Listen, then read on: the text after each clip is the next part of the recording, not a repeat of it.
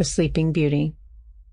Once upon a time there lived a king and a queen who lacked but one thing on earth to make them entirely happy. The king was young, handsome, and wealthy. The queen had a nature as good and gentle as her face was beautiful, and they adored one another, having married for love, which among kings and queens is not always the rule.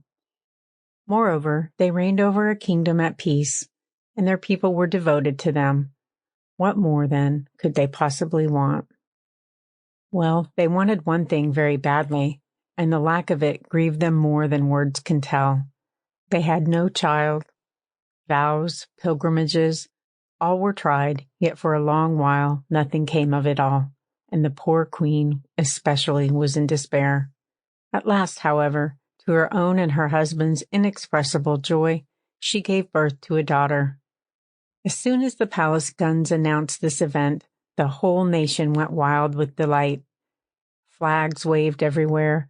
Bells were set pealing until the steeples rocked. Crowds tossed up their hats and cheered, while the soldiers presented arms. And even strangers, meeting in the street, fell upon each other's neck, exclaiming, "Our queen has a daughter! Yes, yes, our queen has a daughter! Long live the little princess!" A name had now to be found for the royal babe, and the king and queen, after talking over some scores of names, at length decided to call her Aurora, which means the dawn. The dawn itself, thought they, was never more beautiful than this darling of theirs. The next business, of course, was to hold a christening.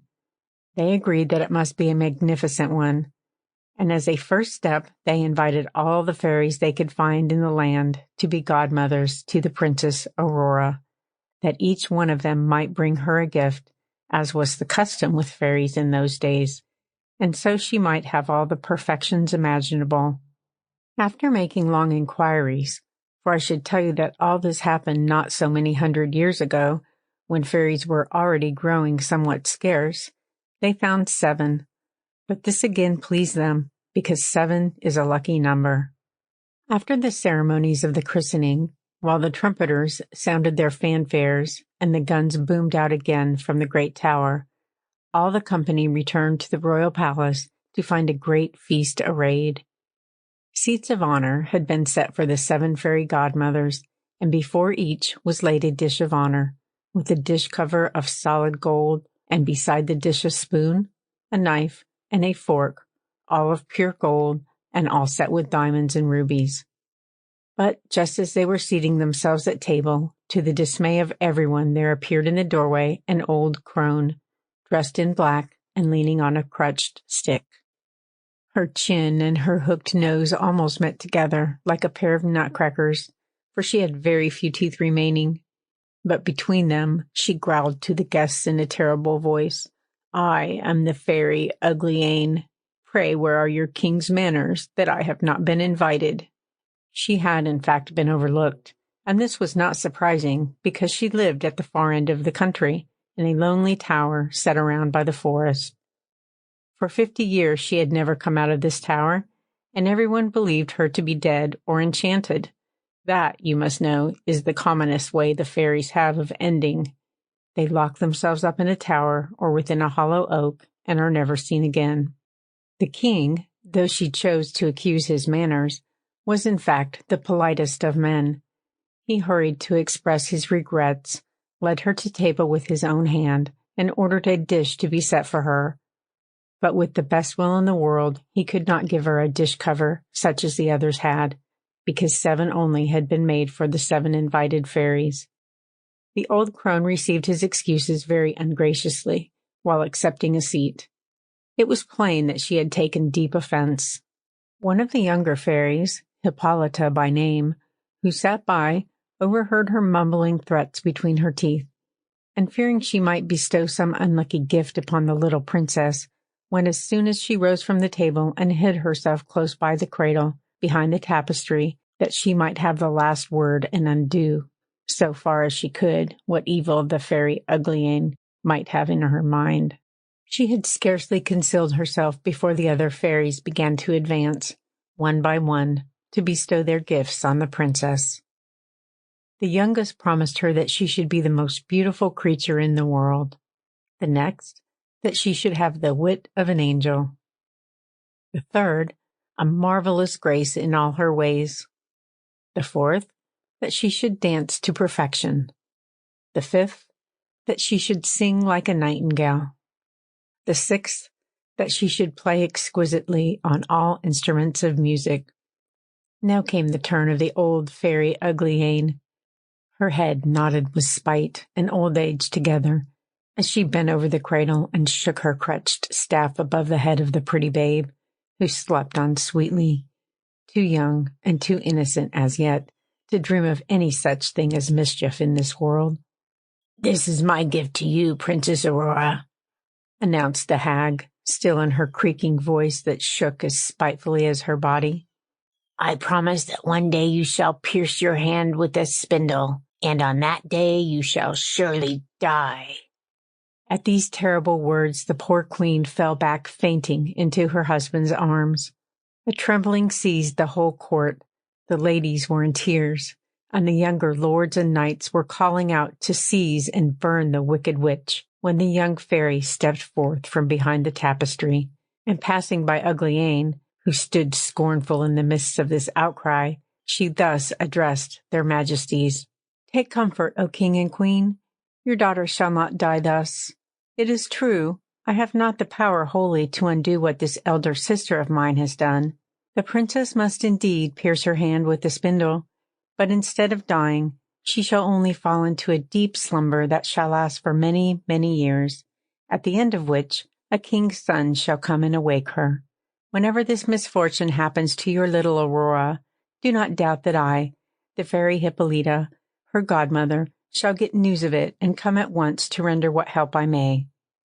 The king, while declaring himself infinitely obliged to the good fairy Hippolyta, could not help feeling that hers was but cold comfort at the best. He gave orders to close the christening festivities at once, although the fairy Uglyane, their spoiled joy, had already taken her departure, passing unharmed through the crowd of folk, every one of whom wished her ill, and riding away, it was generally agreed upon, a broomstick. To satisfy the king's faithful subjects, however, who were unaware of any misadventure, the palace fireworks were duly let off, with the grand set piece wishing long life to Princess Aurora in all the colors of the rainbow. But His Majesty, after bowing from the balcony amid the banging of rockets and hissing of Catherine wheels, retired to a private room with his chamberlain, and there, still amid the noise of explosions and cheering, drew up the first harsh proclamation of his reign. It forbade everyone, on pain of death, to use a spindle in spinning or even to have a spindle in his house. Heralds took copies of this proclamation and marched through the land reading it to the sound of trumpets from every marketplace, and it gravely puzzled and distressed all who listened, for their womenfolk prided themselves on their linen. Its fineness was a byword throughout the neighboring kingdoms, and they knew themselves to be famous for it. But what sort of linen, said they, would His Majesty have us spin without spindles? They had a great affection, however, as we have seen, for their monarch, and for 15 or 16 years all the spinning wheels were silent throughout the land. The little Princess Aurora grew up without ever having seen one.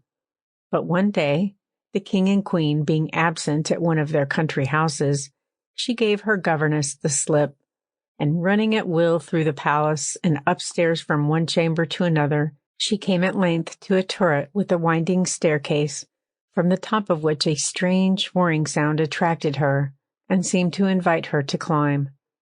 As she mounted after the sound, on a sudden it ceased. But still she followed the stairs and came, at the very top, to an open door through which she looked in upon a small garret where sat an honest old woman alone, winding her distaff. The good soul had never, in 16 years, heard of the king's prohibition against spindles, and this is just the sort of thing that happens in palaces. "What are you doing, Goody?" asked the princess. "I am spinning, pretty one," answered the old woman, who did not know who she was. "Spinning? What is that?" "I wonder sometimes," said the old woman, "what the world is coming to in these days." And that, of course, was natural enough and might occur to anybody after living so long as she had lived in a garret on the top of a tower. Spinning, she said wisely, is spinning, or was, and gentle or simple, no one is fit to keep house until she has learnt to spin. But how pretty it is, said the princess. How do you do it? Give it to me and let me see if I can do so well. She had no sooner grasped the spindle. She was overeager, perhaps, or just a little bit clumsy, or maybe the fairy decree had so ordained it. Then it pierced her hand, and she dropped down in a swoon. The old trot, in a flurry, ran to the head of the stairs and called for help. There was no bell rope, and her voice being weak with age and her turret in the remotest corner of the palace, it was long before anyone heard her in the servants' hall. The servants, too, in the absence of the king and queen, were playing cards and could not be interrupted by anybody until their game was finished. Then they sat down and discussed whose business it was to attend on a call from that particular turret. And this again proved to be a nice point, since nobody could remember having been summoned thither, and all were against setting up a precedent, as they called it. In the end, they decided to send up the lowest of the junior page boys, but he had a weakness which he somehow forgot to mention, that of fainting at the sight of blood. So when he reached the garret and fainted, the old woman had to begin screaming over again. This time they sent up a scullery maid, who, being good-natured and unused to the ways of the palace, made the best haste she could to the garret, whence presently she returned with the terrible news. The servants, who had gone back to their game, now dropped their cards and came running. All the household, in fact, came pouring up the turret stairs, the palace physicians themselves crowding in such numbers that the poor Princess Aurora would have been hard put to it for fresh air, could fresh air have restored her. They dashed water on her face, unlaced her, slapped her hands, tickled the soles of her feet, burned feathers under her nose, rubbed her temples with Hungary water. They held consultations over her, by twos and threes, and again in grand committee, but nothing would bring her to. Meanwhile, a messenger had ridden off post-haste with the tidings, and while the doctors were still consulting and shaking their heads, the king himself came galloping home to the palace. In the midst of his grief, he bethought him of what the fairies had foretold, and being persuaded that, since they had said it, this was fated to happen, he blamed no one, but gave orders to carry the princess to the finest apartment in the palace, and there lay her on a bed embroidered with gold and silver. At sight of her, she was so lovely, you might well have supposed that some bright being of the skies had floated down to earth, and there dropped asleep after her long journey, for her swoon had not taken away the warm tints of her complexion. Her cheeks were like carnations, her lips like coral, and though her eyes were closed and the long lashes would not lift, her soft breathing told that she was not dead. The king commanded them all to leave her and let her sleep in peace until the hour of her awakening should arrive. Now when the accident befell our princess, the good fairy Hippolyta, who had saved her life, happened to be in the kingdom of Mataquin, 12,000 leagues away, but news of it was brought to her in an incredibly short space of time by a little dwarf who owned a pair of 7-league boots. These were boots in which you could walk 7 leagues at a single stride.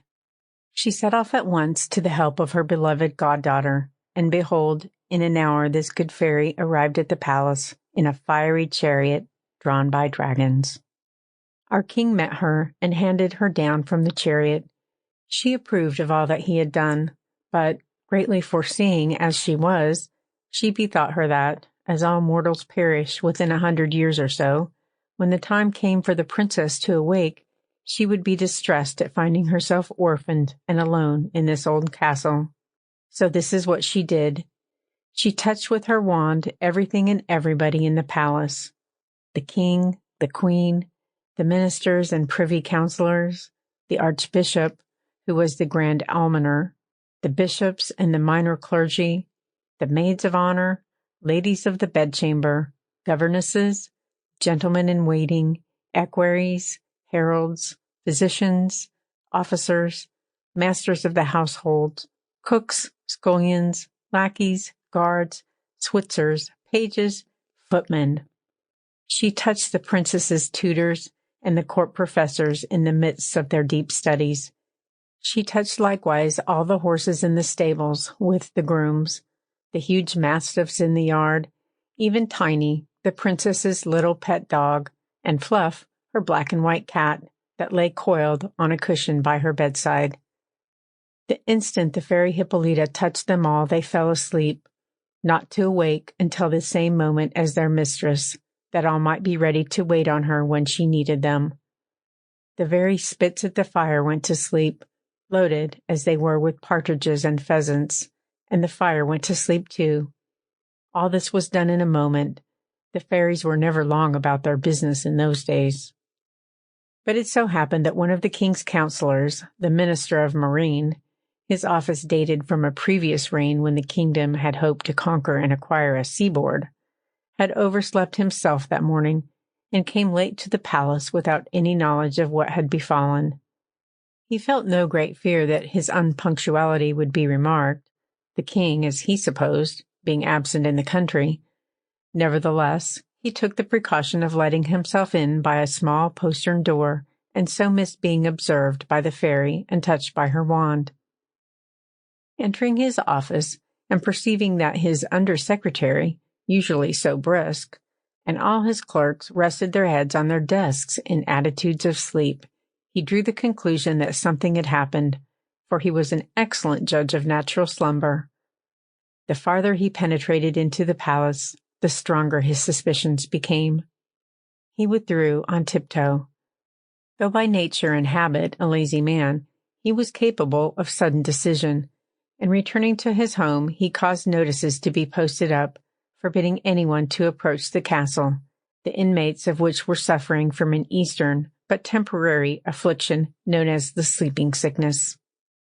These notices were unnecessary, for within a few hours there grew up, all around the park, such a number of trees of all sizes, and such a tangle of briars and undergrowth, that neither beast nor man could find a passage. They grew until nothing but the tops of the castle towers could be seen, and these only from a good way off. There was no mistake about it. The fairy had done her work well, and the princess might sleep with no fear of visits from the inquisitive. One day, many, many years afterwards, the incomparable young Prince Florimond happened to ride a-hunting on that side of the country which lay next to the tangled forest, and asked, what were those towers he saw pushing up above the mists of a great thick wood? They all answered him as they heard tell.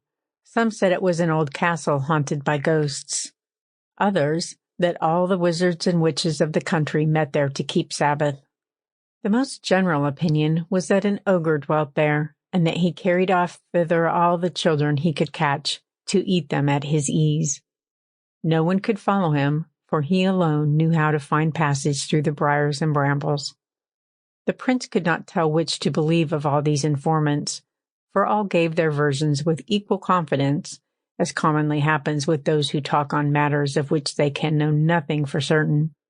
He was turning from one to another in perplexity, when a peasant spoke up and said, Your Highness, long ago I heard my father tell that there was in yonder castle a princess, the most beautiful that ever man saw, that she must lie asleep there for many, many years, and that one day she will be awakened by a king's son for whom she was destined. At these words, Prince Florimond felt himself afire. He believed, without weighing it, that he could accomplish this fine adventure, and spurred on by love and ambition, he resolved to explore then and there and discover the truth for himself. Leaping down from his horse, he started to run towards the wood, and had almost reached the edge of it before the attendant courtiers guessed his design. They called to him to come back, but he ran on, and was about to fling himself boldly into the undergrowth, when as by magic all the great trees, the shrubs, the creepers, the ivies, briars and brambles, unlaced themselves of their own accord, and drew aside to let him pass. He found himself within a long glade, or avenue, at the end of which glimmered the walls of an old castle, and towards this he strode. It surprised him somewhat that none of his attendants were following him, the reason being that as soon as he had passed through it, the undergrowth drew close as ever again. He heard their voices, fainter and fainter behind him, beyond the barrier, calling, beseeching him to desist. But he held on his way without one backward look. He was a prince, and young, and therefore valiant.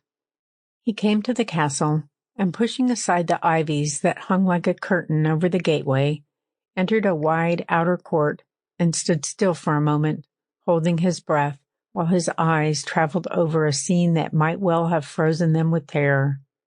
The court was silent, dreadfully silent, yet it was by no means empty. On all hands lay straight, stiff bodies of men and beasts, seemingly all dead. Nevertheless, as he continued to gaze, his courage returned, for the pimpled noses and ruddy faces of the Switzers told him that they were no worse than asleep, and their cups, which yet held a few heel taps of wine, proved that they had fallen asleep over a drinking bout.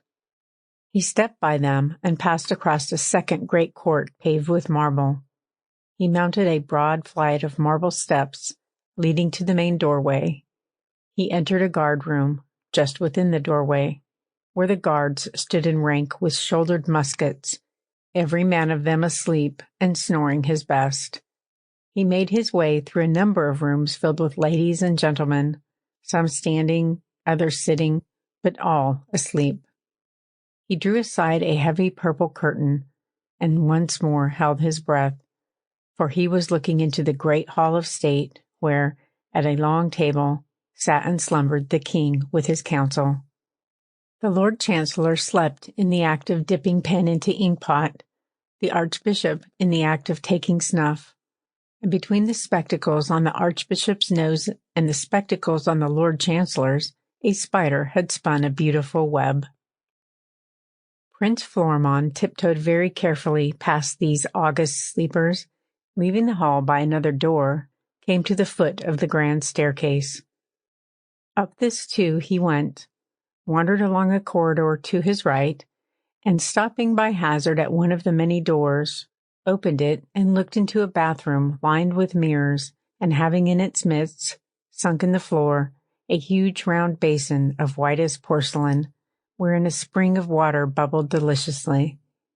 3 steps led down to the bath, and at the head of them stood a couch with towels and court suit laid ready, exquisitely embroidered and complete to the daintiest of lace ruffles and the most delicate of body linen. Then the prince bethought him that he had ridden far before ever coming to the wood, and the mirrors told him that he was also somewhat travel-stained from his passage through it. So, having by this time learned to accept any new wonder without question, he undressed himself and took a bath, which he thoroughly enjoyed. Nor was he altogether astonished, when he tried on the clothes, to find that they fitted him perfectly. Even the roseted shoes of satin might have been made to his measure. Having arrayed himself thus heartily, he resumed his quest along the corridor. The very next door he tried opened on a chamber all panelled with white and gold, and there, on a bed the curtains of which were drawn wide, he beheld the loveliest vision he had ever seen. A princess, seemingly about 17 or 18 years old, and of a beauty so brilliant that he could not have believed this world held the like. But she lay still, so still. Prince Florimond drew near, trembling and wondering, and sank on his knees beside her. Still she lay, scarcely seeming to breathe, and he bent and touched with his lips the little hand that rested, light as a rose-leaf, on the coverlet. With that, as the long spell of her enchantment came to an end, the princess awaked, and looking at him with eyes more tender than a first sight of him might seem to excuse, "Is it you, my prince?" she said. "You have been a long while coming." The prince, charmed by these words, and still more by the manner in which they were spoken, knew not how to find words for the bliss in his heart. He assured her that he loved her better than his own self. Their speech after this was not very coherent, They gazed at one another for longer stretches than they talked. But if eloquence lacked, there was plenty of love. He, to be sure, showed them more embarrassment, and no need to wonder at this. She had had time to think over what to say to him, for I hold it not unlikely, though the story does not say anything of this, that the good fairy Hippolyta had taken care to amuse her during her long sleep with some pleasurable dreams. In short, the Princess Aurora and the Prince Florimond conversed for 4 hours, and still without saying the half they had to say. Meanwhile, all the palace had awaked with the princess. In the council chamber, the king opened his eyes and requested the Lord Chancellor to read that last sentence of his over again, a little more distinctly.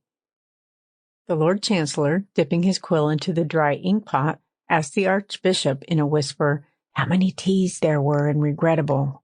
The Archbishop, taking a pinch of snuff that had long ago turned to dust, answered with a terrific sneeze, which again was drowned by the striking of all the clocks in the palace, as they started frantically to make up for lost time. Dogs barked, doors banged. The princess's parrot screamed in his cage and was answered by the peacocks squawking from the terrace, amid which hubbub the Minister for Agriculture, forgetting his manners, made a trumpet of his hands and bawled across the table, begging His Majesty to adjourn for dinner. In short, everyone's first thought was of his own business, and as they were not all in love, they were ready to die with hunger. Even the Queen, who had dropped asleep while discussing with her maids of honor the shade of mourning which most properly expressed regret for royal personages in a trance, lost her patience at length and sent one of her attendants with word that she, for her part, was keen set for something to eat, and that in her young days it had been customary for young ladies released from enchantment to accept the congratulations of their appearance without loss of time. The Prince Florimond, by this message recalled to his devoirs, helped the princess to rise. She was completely dressed, and very magnificently too. Taking his beloved Princess Aurora by the hand, he led her to her parents, who embraced her passionately, and, their first transports over, turned to welcome him as a son, being charmed, quite apart from their gratitude, by the modest gallantry of his address. They passed into a great dining room lined with mirrors, where they supped and were served by the royal attendants. Violins and hautboys discovered music that was ancient indeed, but excellent, and the meal was scarcely concluded before the company enjoyed a very pleasant surprise. Prince Florimond, having no eyes but for his love, might be excused if he forgot that his attendants must, long before now, have carried home their report, and that his parents would be in deep distress, wondering what had become of him. But the king, the princess's father, had a truly royal habit of remembering details, especially when it concerned setting folks at their ease. Before dinner, he had dispatched a messenger to carry word to Prince Florimond's father that his son was safe, and to acquaint him briefly with what had befallen. The messenger, riding through the undergrowth, which now obligingly parted before him as it had a while ago, to admit the prince, and arriving at the outskirts of the wood, found there a search party vainly endeavoring to break through the barrier, with the prince's aged father standing by and exhorting them in person, to whom he delivered his message. Trembling with relief, for he truly supposed his son to be lost beyond recall, the old man entreated the messenger to turn back and escort him. So he arrived and was ushered into the hall. The situation, to be sure, was delicate, but when these two kings, both so well-meaning, had met and exchanged courtesies, and the one had raised the other by the hand to a place on the dais beside him, already and without speech they had almost accorded. "I am an old man," said the prince's father. "I have reigned long enough for my satisfaction, and now care for little in life but to see my son happy." "I think I can promise you that," said the princess's father, smiling with a glance at the two lovers. "I am old enough, at any rate, to have done with ambitions," said the one. "And I," said the other, "have dreamed long enough, at any rate, to despise them. What matters ruling to either of us two, while we see your son and my daughter reigning together?" So it was agreed, then and there, And after supper, without loss of time, the Archbishop married the Prince Florimond and the Princess Aurora in the chapel of the castle. The two kings and the princess's mother saw them to their chamber, and the first maid of honor drew the curtain. They slept little. The princess had no occasion, but the prince next morning led his bride back to the city, where they were acclaimed by the populace and lived happily ever after, reigning in prosperity and honor. Moral: Ye maids, to await some while a lover fond, rich titled, debonair as Florimond, is reason, and who learns on fate to attend goes seldom unrewarded in the end. What? No one kisses for 100 years? There, la la la, I understood, my dears. Another. Further, the story would suggest a doubt that marriage may be happiest when deferred. Deferred, you cry. Deferred, I see you pout. We'll skip this moral and attempt a third. Another. Thirdly, our able then appears to prove disparity of years no bar to love. Crabbed age and youth. But that's an ancient quarrel, and I'll not interfere. There's no third moral. End of The Sleeping Beauty